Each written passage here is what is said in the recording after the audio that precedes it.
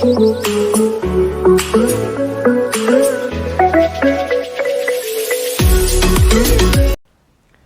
Students and welcome back to the chemistry classes. ये मेरा video है जीओसी। मैंने डाला था कि जीओसी करवाऊँ या सेल, तो बहुत ज़्यादा करोड़ों लाइक्स तो नहीं आए, 11 लाइक्स आए जीओसी के फेवर में। तो मैंने देखा अपने पुराने वीडियोस में जीओसी के नीचे लेक्चर्स भी लिंक डाल दूंगा जो मैंने पहले से डाल रखे हैं, और लाइक शेयर सब्सक्राइब करना मत भूलिएगा। तो आते हैं जीओसी पे। जीओसी का एक टॉपिक है आइसोमेरिज्म, जिसके बारे में हमने पूरी तरीके से नहीं पढ़ा था। तो आज हम पढ़ेंगे आइसोमेरिज्म के बारे में। तो आइए स्टार्ट करते हैं। इससे पहले जब तक मैं ये चार्ट बना रहा हूं तब तक हम जानते हैं कि आइसोमेरिज्म बेसिकली होता क्या है। अगर हम आइसोमेरिज्म की बात करते हैं तो आइसोमेरिज्म दो टाइप का होता है, मतलब बेसिकली आइसोमेरिज्म की अगर हम बात करते हैं तो पहले हमें ये पता होना चाहिए कि आइसोमेरिज्म होता क्या है। अगर हम आइसोमेरिज्म की बात करें तो कोई भी ऐसे कंपाउंड जिसका मॉलिक्यूलर फॉर्मूला तो सेम है बट स्ट्रक्चरल फॉर्मूला अलग है, उसे कहते हैं आइसोमेरिज्म।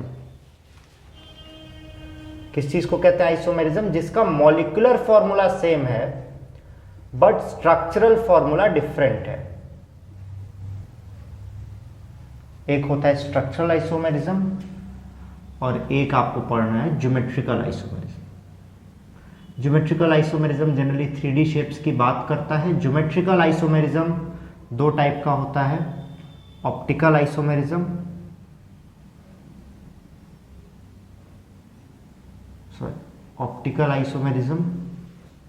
और कन्फिगरेशनल आइसोमेरिज्म। देखिए आइसोमेरिज्म इंपॉर्टेंट क्यों है? क्योंकि इससे बहुत ढेर सारे क्वेश्चंस बनते हैं एंट्रेंस एग्जाम में भी।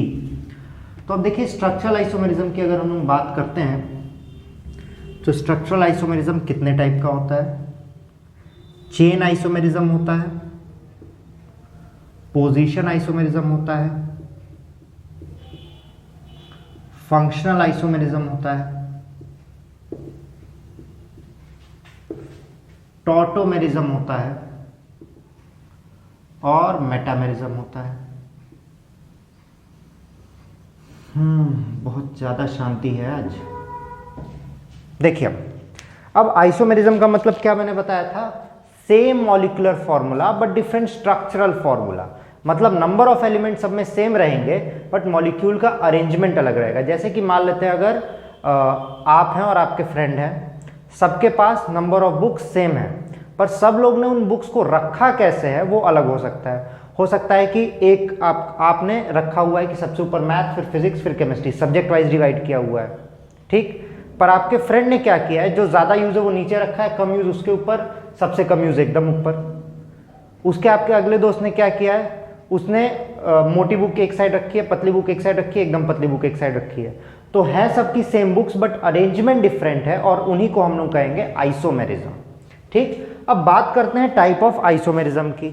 अगर हम चेन आइसोमेरिज्म की बात करते हैं तो चेन आइसोमेरिज्म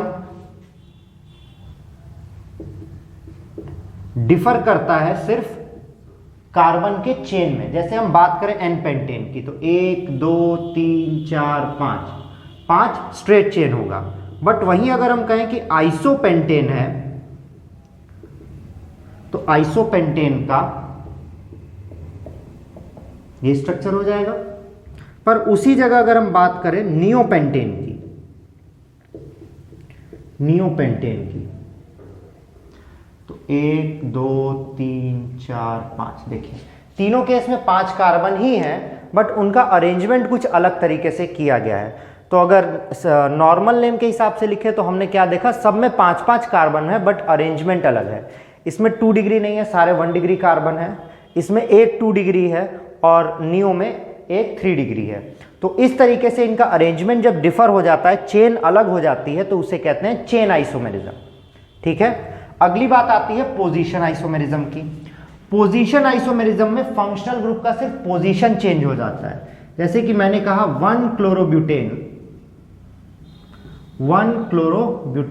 तो 1 2 3 4, क्योंकि ब्यूट है, एन है सिंगल बॉन्ड और पहले कार्बन पे क्लोरो, तो ये हुआ 1 क्लोरोब्यूटेन। पर मैंने उसी जगह कह दिया 2 क्लोरोब्यूटेन। क्या कह दिया? 2 क्लोरोब्यूटेन। तो 1 2 3 4, ब्यूट का मतलब 4, और दूसरे नंबर पे क्लोरो है। चाहे आप इधर से काउंट कीजिए, चाहे आप इधर से काउंट कीजिए। तो मैंने इधर से काउंट किया है, तो दूसरे नंबर पे क्लोरीन लगा दिया। तो नंबर ऑफ कार्बन और number of chlorine, number of hydrogen सब कुछ सेम है, बट फंक्शनल ग्रुप की पोजीशन चेंज हो गई है, तो इसे कहते हैं पोजीशन आइसोमेरिज्म। ये है पोजीशन आइसोमेरिज्म। ठीक। तीसरा आता है functional isomerism. Functional isomerism, functional isomerism में क्या होता है कि फंक्शनल ग्रुप बस चेंज हो जाएगा, पर ओरिजिनल मॉलिक्यूलर फॉर्मूला सेम रहेगा। जैसे कि अगर हम बात करें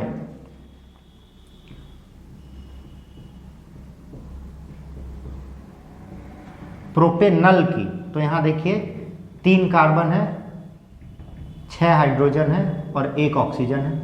यह है प्रोपेनल एल्डिहाइड। पर वहीं हम प्रोपेनोन की बात करें,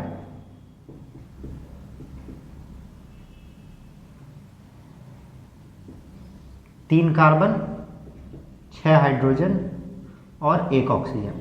तो फंक्शनल ग्रुप यहां क्या है, एल्डिहाइड, और यहां फंक्शनल ग्रुप क्या बदल गया है, कीटोन। तो जब फंक्शनल ग्रुप में चेंज होगा बट मॉलिक्यूलर फॉर्मूला सेम रहेगा, तो उसे कहते हैं हम लोग फंक्शनल आइसोमेरिज्म। तो ये तीनों आपको समझ में आ गया होगा। अब बात आती है टॉटोमेरिज्म और मेटामेरिज्म की। तो देखिए टॉटोमेरिज्म क्या होता है। आप लोग अगर अभी 12th में होंगे तो आपने एल्डोल कंडेंसेशन पढ़ा होगा।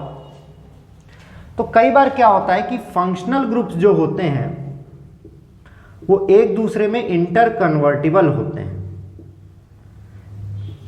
अगर इसको H+ में रखें तो कन्वर्ट हो जाएगा C double bond O, C double bond C, OH के फॉर्म में, है ना। तो जब functional groups are interconvertible into one another, मतलब एक ज़्यादा स्टेबल एक कम स्टेबल है, मतलब कि मैं यहाँ खड़ा हूँ, अब मेरा मन नहीं हो रहा ऐसे खड़ा होने का, मैं ऐसे हो गया, मैं ऐसे घूम रहा हूँ, बट मैं वापस इसी स्टेज पे जा सकता हूँ। दोनों में मेरी सेम एनर्जी लग रही है। मतलब मैं यहाँ पे टेक लगा के ऐसे खड़ा हो गया, ऐसे एक ये पोजीशन है, और मैं अब यहाँ आया और यहाँ पे ऐसे टेक लगा के खड़ा हो गया, तो मैं उस पोजीशन से इस पोजीशन में कन्वर्ट हो पा रहा हूँ। और ये कन्वर्जन इसलिए हो रहा है क्योंकि वो कंजुगेशन में, कंजुगेशन मतलब पास पास रखे गए, एक कार्बन का डिफरेंस है, खाने वाले पास पास की बात नहीं हुई है। तो इसको हम लोग कहते हैं टॉटोमेरिज्म। अगला आता है मेटामेरिज्म। अगर हम मेटामेरिज्म की बात करते हैं, मेटामेरिज्म जनरली ईथर्स में देखा जाता है, जब फंक्शनल ग्रुप के around number of carbon different होते हैं।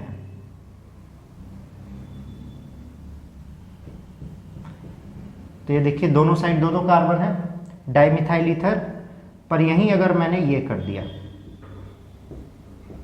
ये प्रोपाइल मिथाइल ईथर, तो फंक्शनल ग्रुप के अराउंड चेंज क्या हो गया है, नंबर ऑफ कार्बन। पहले केस में दोनों साइड बराबर कार्बन थे, दूसरे केस में एक साइड 1 कार्बन है और एक साइड 3 कार्बन है। तो इसको कहते हैं हम लोग मेटामेरिज्म। तो ये था आपका स्ट्रक्चरल आइसोमेरिज्म। इसके बाद आपका आता है ज्योमेट्रिकल आइसोमेरिज्म।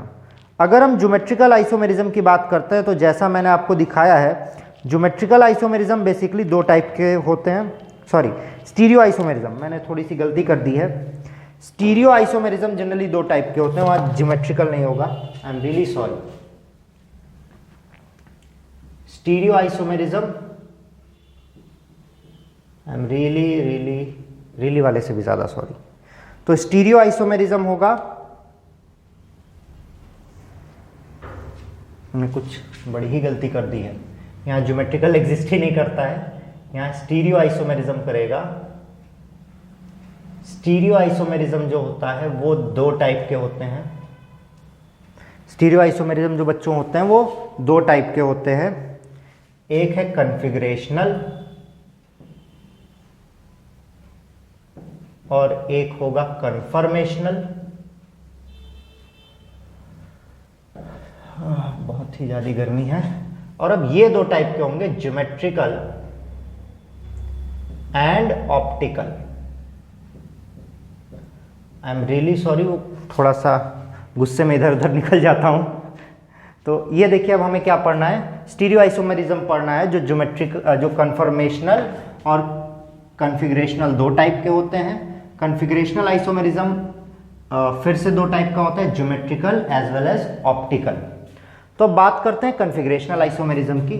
कन्फिगरेशनल आइसोमेरिज्म कहता है 3D स्पेस में जो अरेंजमेंट होगा उसके बेसिस पे हम डिफरेंशिएट करेंगे, ठीक है, 3D स्पेस में, क्योंकि सारे मॉलिक्यूल्स एक्चुअली 3D होते हैं। कार्टून तो चल नहीं रहा है कि मेरे ऊपर से बस चढ़ी, मैं चिपक गया और फिर वापस से हवा भर के, तो इसीलिए हम 3D में है। 3D का मतलब जिसके पास लेंथ, ब्रेथ एंड हाइट तीनों चीज होगी उसे 3D शेप कहते हैं।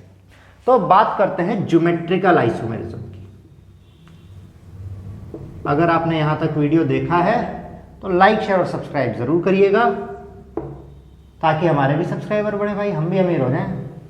तो ज्योमेट्रिकल आइसोमेरिज्म की बात करते हैं। ज्योमेट्रिकल आइसोमेरिज्म जनरली दो टाइप की बात करता है, सिस और ट्रांस, जिसका फुल फॉर्म है सिसॉइड और इसका फुल फॉर्म है ट्रांसॉइड। ये जनरली डबल बॉन्ड के अराउंड फंक्शनल ग्रुप्स के अरेंजमेंट की बात करता है। सिस की अगर हम बात करें तो सिस हमसे कहता है, कहने को तो कुछ भी कहेगा, कुछ तो लोग कहेंगे, जब functional group of highest priority are on the same side या सेम फंक्शनल ग्रुप्स। मान लेते हैं कि एक कंपाउंड है CH2Cl2, तो अगर दोनों क्लोरीन एक ही प्लेन में होंगे तो सिस कहलाएगा। ये तो बात होगी जब कंपाउंड सेम हो, बट अगर हमारे साथ ऐसा हुआ कि हमारे कंपाउंड्स ही डिफर करें तो फिर हम कैसे उन लोगों को कंपेयर करेंगे। कंपाउंड्स डिफर करेंगे तो फिर हम प्रायोरिटी का ऑर्डर देखते हैं। मान लीजिए हमने यहाँ रख दिया ब्रोमीन और यहाँ पे है क्लोरीन, यहाँ पे है फ्लोरीन और यहाँ पे है हाइड्रोजन, तो हम डबल बॉन्ड के एक साइड देखेंगे। हम देखेंगे ब्रोमीन और क्लोरीन में ज्यादा मॉलिक्यूलर मास किसका है, ब्रोमीन का है, तो इसकी प्रायोरिटी फर्स्ट हो जाएगी और क्लोरीन की सेकंड हो जाएगी। और इस साइड देखेंगे तो फ्लोरीन का मॉलिक्यूलर मास ज्यादा है तो इधर फ्लोरीन की प्रायोरिटी ज्यादा और हाइड्रोजन की प्रायोरिटी कम। तो इस केस में हाईएस्ट प्रायोरिटी वाले सेम साइड हैं, तो इस कंपाउंड को क्या कहेंगे, सिस। ये दोनों बातें आपको समझ में आ रही होंगी, दोनों सिस हैं। इसमें similar molecules, similar element same side है और इसमें हाईएस्ट प्रायोरिटी, सेम प्रायोरिटी वाले लोग सेम साइड हैं। बट अगर वहीं हम ट्रांस की बात करते हैं तो ट्रांस में अगर सेम मॉलिक्यूल्स हैं, जैसे CH2Cl2 था यहाँ पे, तो उस केस में अगर सेम मॉलिक्यूल्स अपोजिट साइड होंगे, देखिए क्लोरीन और क्लोरीन अपोजिट साइड है, तो ये कहलाएगा ट्रांस। वही अगर डिफरेंट फंक्शनल ग्रुप की पर बात होगी, डिफरेंट फंक्शनल ग्रुप के केस में जो प्रायोरिटी है वो ऑर्डर चेंज हो जाए प्रायोरिटी का। देखिए इसकी फर्स्ट, इसकी सेकंड, पर यहां पे फर्स्ट नीचे आ गया है तो सेम प्रायोरिटी वाले सेम साइड नहीं है, तो ये भी ट्रांस कहलाएगा। ये था आपका ज्योमेट्रिकल आइसोमेरिज्म। अब देखिए सबसे अधिक क्वेश्चन जो आते हैं और सबसे अधिक दिक्कत जो बच्चों को होती है वो होती है ऑप्टिकल आइसोमेरिज्म में। जितने लोगों ने भी बायो ली हुई है या फिजिक्स थोड़ा बहुत पढ़ा हुआ है उनको पता है optical means related to light. Optical means क्या, रिलेटेड टू लाइट, जो लाइट यहाँ पे खराब कर रही है यहाँ और थोड़ा सा यहाँ। तो थोड़े से हमारे सब्सक्राइबर अगर 1000 पार हो जाते हैं तो मैं ये लाइट की व्यवस्था थोड़ी सही कर लेता हूँ। तो ऑप्टिकल आइसोमेरिज्म मतलब पर्टेनिंग टू लाइट। अब देखिए जब कंपाउंड्स की बात की गई तो देखा गया कि जब प्लेन पोलराइज्ड लाइट, देखिए प्लेन पोलराइज्ड लाइट वो होती है जो जिस पाथ पे जाए सिर्फ उसी को इल्यूमिनेट करे। अब मतलब समझिए जो लेजर लाइट होती है रेड वाली, उसको अगर मैं यहाँ से वहाँ तक जलाऊंगा, मेरे पास नहीं है, बजट हमारा थोड़ा कम है, अगर मैं यहाँ से जलाता हूँ तो इतने डायरेक्शन में जाएगी और जिस डायरेक्शन में जाएगी लाइट सिर्फ उतने में ही रहेगी, उससे अधिक कहीं पे लाइट नहीं जाएगी। उसको कहते हैं प्लेन पोलराइज्ड लाइट। और नॉर्मली जो लाइट्स हम लोग घर में यूज करते हैं वो प्लेन पोलराइज्ड नहीं रहती हैं, उनको जैसे ही ऑन करते हैं पूरा जितना आसपास जगह है पूरे एरिया को इल्यूमिनेट कर देती हैं। यहां बात समझ में आई। तो कोई भी कंपाउंड अगर प्लेन पोलराइज्ड लाइट को रोटेट करता है राइट या फिर लेफ्ट तो उस कंपाउंड को कहते हैं ऑप्टिकली एक्टिव। मैं फिर से बता देता हूं, प्लेन पोलराइज्ड लाइट अगर इस डायरेक्शन में गई है तो जितने जगह पे जा रही है सिर्फ उतने को ही इल्यूमिनेट करती है। जैसे कि आप लोग ने मूवीज में देखा होगा कि मूवीज में जो स्नाइपर ऐसे बंदूक लेके चलता है, यहाँ पे बनने लगता है कि यहाँ पे मेरे कोई निशाना लगा रहा है, तो सिर्फ उतनी दूरी में वो लाइट दिखती है जितनी दूर में वो निशाना लगा रहा होता है। पर अगर स्नाइपर के वो एम वाले की जगह हम CFL लगा दें तो CFL पूरा रोशनी कर देगा और पता चल जाएगा स्नाइपर कहाँ है। तो ये डिफरेंस है प्लेन पोलराइज्ड लाइट और नॉर्मल लाइट में। तो जो भी कंपाउंड प्लेन पोलराइज्ड लाइट को रोटेट कर दे, ऐसे प्लेन पोलराइज्ड लाइट घुसी और कंपाउंड उसे कहा नहीं भैया इधर नहीं काम चलेगा, तो राइट में चली गई, या तो फिर वो लेफ्ट में चली गई। तो ऐसे कंपाउंड को हम लोग ऑप्टिकली एक्टिव कहते हैं। अब किसी भी कंपाउंड को ऑप्टिकली एक्टिव होने के लिए कुछ चीजें चाहिए। सबसे पहली चीज होती है कायरलिटी।